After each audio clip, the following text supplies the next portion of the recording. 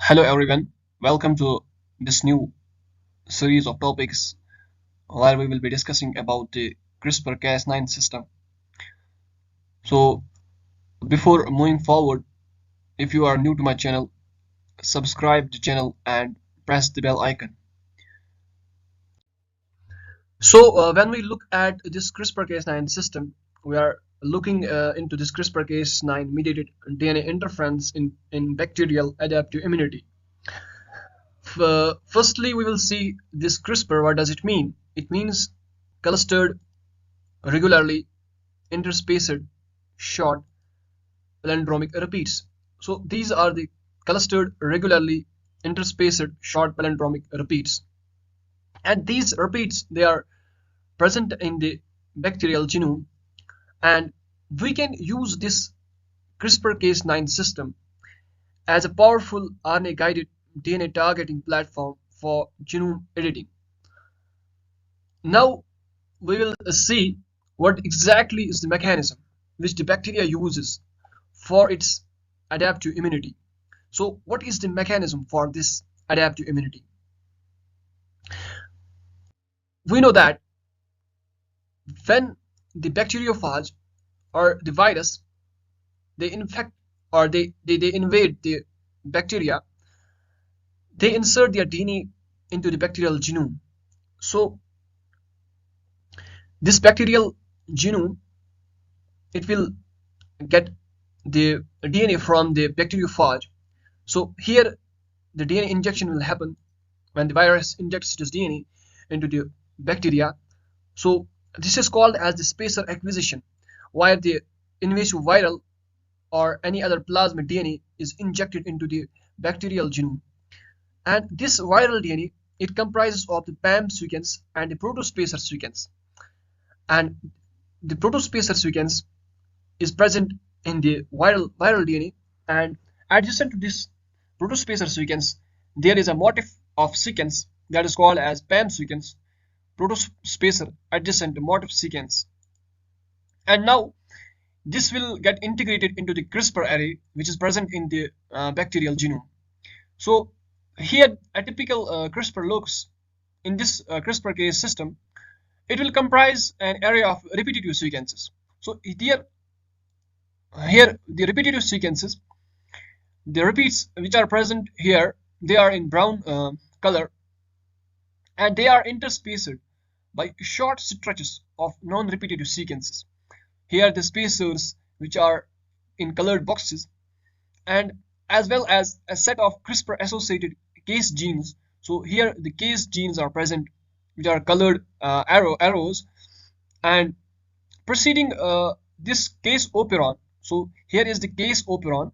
Preceding this case operon is the trans-activating CRISPR RNA, that is tracer RNA gene, which encodes a unique non-coding RNA. So this will encode a unique non-coding RNA having homology to the repeat sequences. And when the phage infection occurs, so here when the phage infection occurs, a new spacer which is in dark green, it is derived from the invasive genetic elements and is incorporated into the CRISPR array by the acquisition machinery.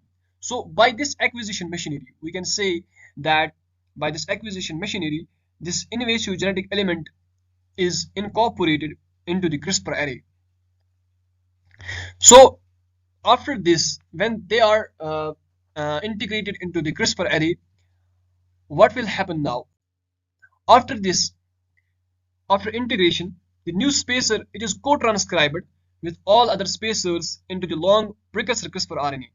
So here we will be having the long precursor RNA, that is the precursor CRISPR RNA, and this is called as the pre-CRISPR RNA, and it contains repeats. So the brown lines, these are the repeats, and spacers, the dark green, blue, light green, and yellow lines. And the tracer RNA here, it is transcribed separately, and then it anneals to the pre-CRISPR RNA repeats for CRISPR RNA maturation by the RNA's third cleavage. So by the RNA's third processing and CRISPR RNA 5' trimming, this CRISPR RNA biogenesis will happen. and further trimming of the 5' end of the CRISPR RNA, the gray overheads by unknown nucleases, it can reduce the length of guide sequence to 20 nucleotides.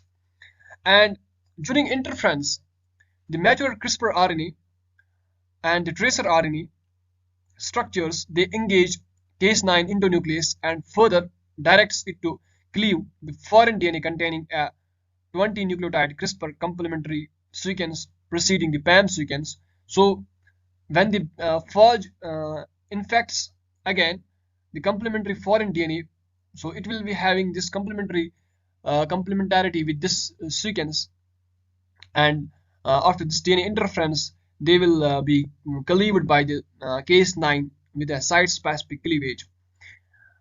Now we will see when a virus infects a bacteria, the bacteria, it uses a protein complex that is called as the CRISPR associated protein 1 and protein 2. So here we have the protein 1 and protein 2. These are called as Cas1 and Cas2 proteins.